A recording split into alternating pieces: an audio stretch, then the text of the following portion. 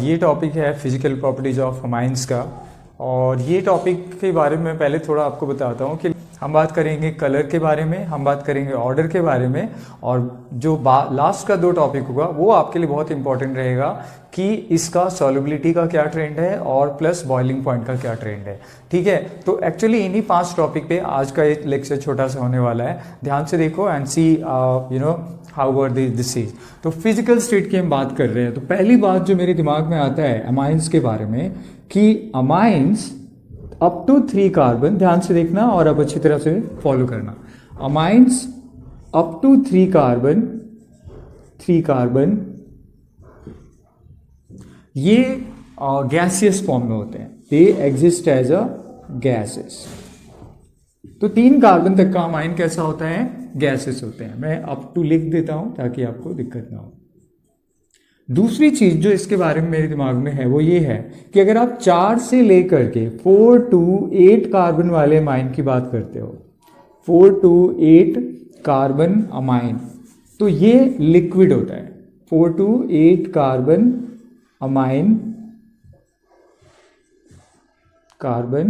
Amine क्या होता है ये, जैसे हमने कहा ये होता है लिक्विड। अब मैं कारण आपको बताता हूं, बट पहले मैं एक छोटा सा स्टेटमेंट और पहले लिखकर कंप्लीट करूं। 8 के बाद यानी 9 से लेकर के 9 to ऑल हायर, 9 से ज़्यादा जितने भी कार्बन वाले अमाइंस होंगे they exist as a solid. चलो अब पहले इसको क्लियर करते हैं कि ऐसा क्यों होता है। आप ध्यान से देखो, 3 कार्बन तक में क्या है कि नंबर ऑफ कार्बन कम होने से इनके मॉलिक्यूल्स के बीच में week van der Waals force of attraction है। आप जैसे जैसे कार्बन बढ़ाओगे, यानी 8 तक जब आप कार्बन बढ़ाओगे तो week van der Waals force of attraction थोड़ा स्ट्रांग होगा, और 8 के बाद क्या होगा, मास इतना ज़्यादा बढ़ जाएगा कि उनके बीच में बहुत ही strong van der Waals force of attraction आ जाएगा। तो जैसे जैसे फोर्स ऑफ अट्रैक्शन बढ़ता है, आप बचपन से पढ़ते आ रहे हो कि ये गैस लिक्विड में कन्वर्ट होता है और लिक्विड फाइनली सॉलिड में कन्वर्ट होता है। तो ये है मेन रीजन। फाइनल लाइन पे आते हैं, due to increase in number of carbon van der Waals force of attraction increases. ध्यान से सुनना, तो मैं एक स्टेटमेंट यहां पे मेंशन करता हूं, वो ये है कि नंबर ऑफ कार्बन, ध्यान से देखो आप, number of carbon is directly proportional to van der Waals forces of attraction. Van der Waals forces of attraction, forces of attraction, इस पे आप कॉन्सेंट्रेट करो, फिर आपको इस टॉपिक में कोई भी प्रॉब्लम नहीं आएगी। तो ये था हमारा फिजिकल स्टेट। चलो अब दूसरे टॉपिक पे आकर बात करते हैं क्या है। जो दूसरा हमारा टॉपिक है वो है कि आखिर इसका ऑर्डर क्या है, यानी स्मेल क्या है, राइट। तो ये एक बहुत ही छोटा सा इंफॉर्मेशन है। यूजुअली अमाइंस का फिशी स्मेल होता है, फिशी मतलब फिश लाइक स्मेल, तो इसको हम फिशी स्मेल लिख रहे हैं। एंड ये ज़्यादातर लोगों को अनकंफर्टेबल लगता है, मुझे भी लगता है, but that's up to different people, different smell they like. तीसरी बात, मैं इसके बारे में बात करूंगा कलर के बारे में। तो कलर के बारे में एक इंपॉर्टेंट बात क्या है कि दे आर कलरलेस। यूजुअली ये कैसे होते हैं, कलरलेस होते हैं। लेकिन अगर ऑक्सीडेशन करता है, if they undergo oxidation, तब वो कलर्ड हो सकते हैं। तो ये ध्यान रखोगे कि ऑक्सीडेशन के बाद दे बिकम कलर्ड। जैसे एनिलीन के बारे में बात करता हूँ, एनिलीन एक कलरलेस लिक्विड है, बट जब आप उसको खुली जगह में रखोगे, लाइट के कांटेक्ट में आएगा, तो वो ऑक्सीडेशन करके कलर्ड में कन्वर्ट हो जाता है। ठीक है, मुझे एग्जैक्टली कलर का याद नहीं है कि एनिलीन क्या कलर ऑक्यूपाई करता है, क्या एक्वायर करता है। कलर के बाद आते हैं हम 4th टॉपिक पे, जो है हमारा सॉल्युबिलिटी। ध्यान से देखो आप, सॉल्युबिलिटी और बॉइलिंग पॉइंट बहुत इंपॉर्टेंट रहेगा आपके लिए। तो सॉल्युबिलिटी क्या होता है, सॉल्युबिलिटी इन वाटर की बात कर रहा हूं, सॉल्युबिलिटी इन H2O। सॉल्युबिलिटी इन H2O क्या होता है, it is directly proportional to the number of hydrogen bond, number of hydrogen bond. ये आप बहुत पहले से पढ़ते आ रहे हो, तो आपके दिमाग में होगा कि अगर नंबर ऑफ हाइड्रोजन बॉन्ड बढ़ता है तो इसका मतलब क्या है कि वाटर के साथ सॉल्युबिलिटी बढ़ेगा।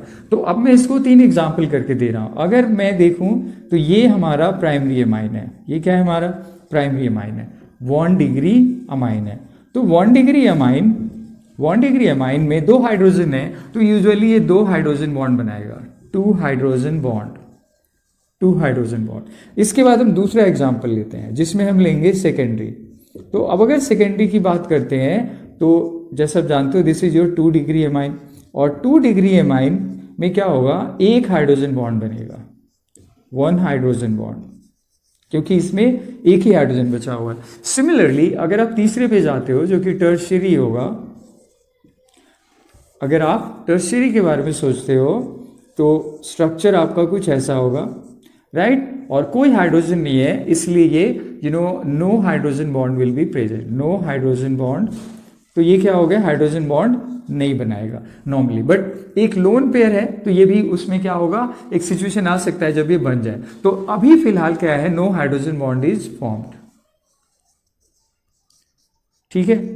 तो ये हो गया सिचुएशन। बट अगर आपके दिमाग में आ रहा है, मैं ऐसा करता हूं, लोन पेयर को भी अब कंसिडर करता हूं, मैं लोन पेयर को कंसिडर करता हूं। तो जब आप लोन पेयर को कंसिडर करोगे तब ये थोड़ा सा चेंज होगा, तब ये क्या चेंज होगा, ये 2 की जगह 3 हो जाएगा, ये 3 हो जाएगा, ये 1 की जगह 2 हो जाएगा, और जहां पे नो है वहां पे 1 हाइड्रोजन बॉन्ड बनेगा। तो आप दोनों को कंसिडर करके देखना कि कैसे होगा, क्योंकि वाटर का जो हाइड्रोजन है वो N के कांटेक्ट में आने पर N के साथ लोन पेयर यूज करके एक हाइड्रोजन बॉन्ड में कन्वर्ट हो जाता है। आपको याद होगा हाइड्रोजन बॉन्ड बनता है हाइड्रोजन का नाइट्रोजन के साथ, ऑक्सीजन के साथ या फ्लोरीन के साथ, तो इसका लोन पेयर भी हाइड्रोजन बॉन्ड बनाने के काम आ सकता है, ठीक है। इसलिए मैंने बाद में फिर इसको चेंज कर दिया।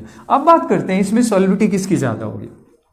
बड़ा आसान है, जितना ज्यादा हाइड्रोजन बॉन्ड, आप इसको देखो, solubility in water is directly proportional to number of hydrogen bond. इसका मतलब इसमें 3 है तो इसका सबसे ज्यादा होगा, इसमें 2 है तो उससे कम होगा, और सबसे कम इसका होगा। तो ये है हमारा सॉल्युबिलिटी का ट्रेंड। अब एक इंपॉर्टेंट बात पे आते हैं, ठीक है। सपोज मैं बात कर रहा हूं मीथेन अमाइन CH3NH2, और दूसरा मैं ले रहा हूं इथेन अमाइन C2H5NH2, और एक और लेते हैं C3H7NH2। तो ये क्या है, प्रोपेन अमाइन है।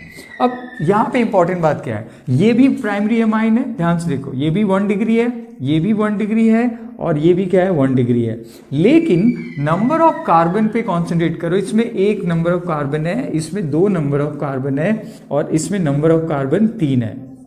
तो रिमेंबर, जितना नंबर ऑफ कार्बन बढ़ता है, आप एक जूनियर से पढ़ते आ रहे हो एक टर्म कि number of carbon is directly proportional to the hydrophobic nature of a compound, यानी ये ज्यादा हाइड्रोफोबिक है, ये कम हाइड्रोफोबिक है, और ये सबसे कम। तो क्या होगा, नंबर ऑफ कार्बन बढ़ने से भी सॉल्युबिलिटी में कमी आती है, यानी इसकी सॉल्युबिलिटी सबसे कम होगी और सबसे ज्यादा सॉल्युबिलिटी होगी किसकी, मीथेन अमाइन की।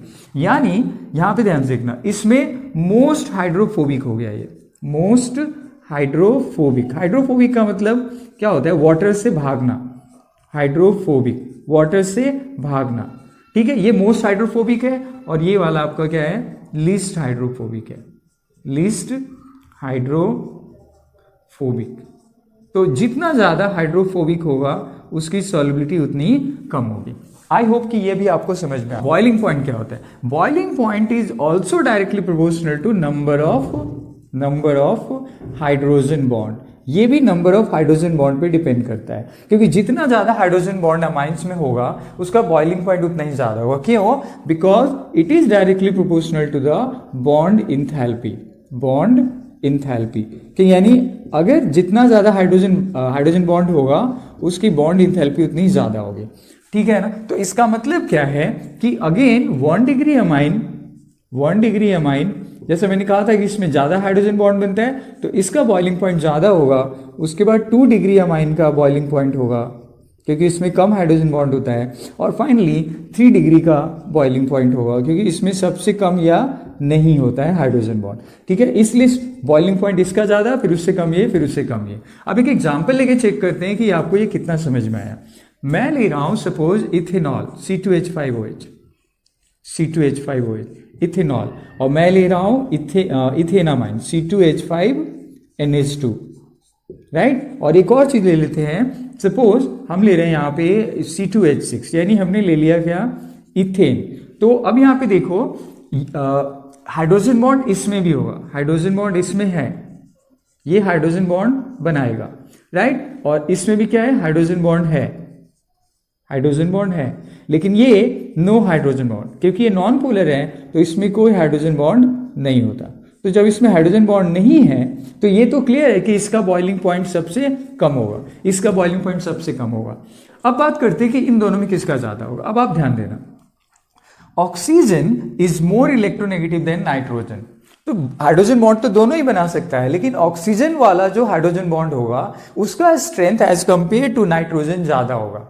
ध्यान से सुनो आप, ऑक्सीजन वाले हाइड्रोजन बॉन्ड का strength, magnitude of the bond enthalpy will be much more higher as compare to nitrogen. तो इसलिए कंक्लूजन ये आता है कि इसका जो बॉइलिंग पॉइंट होगा वो अमाइन से भी क्या होगा, ज़्यादा होगा। तो ये है हमारा बॉइलिंग पॉइंट से रिलेटेड टॉपिक। और से thanks for watching, take care and have a good day.